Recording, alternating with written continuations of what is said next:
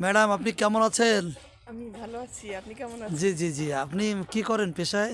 আমি সহকারী শিক্ষক। ও, তা আপনার বাড়ি কি এখানেই? হ্যাঁ, আমার বাড়ি এখানেই। তা আপনার ছাদ বাগানটা কেমন লাগতেছে? অপূর্ব, অপূর্ব, সুন্দর। তাই না? আসলে যা তো বলে বোঝানো যাবে না। বোঝানো যাবে না। এ তো অনেক ফুল গাছ দেখছি, ফুল সবজি কি সবজি নাই এখানে? সব কিছু সব আছে। কিছুই আছে, একাকার হয়ে আছে। তা আপনি কি প্রায় আসেন না আজকে আসছেন? আমি প্রায় আসতে বলে বৌদি, তা আমি আজকেই প্রথম আসলাম। দেখে আমার এত ভালো লাগে। মনটা খুব ভরে গেল, তাই না? যে ছাদের উপরে এরকম একটা এত বাগান হতে সুন্দর পারে, বাগান হতে পারে তা আসলে বিশ্বাসই হয় না। বিশ্বাসই হয় না, তাই না দিদি? হ্যাঁ, হ্যাঁ। এই দেখেন অসংখ্য ফুলের চারা। ছাড়া, হ্যাঁ।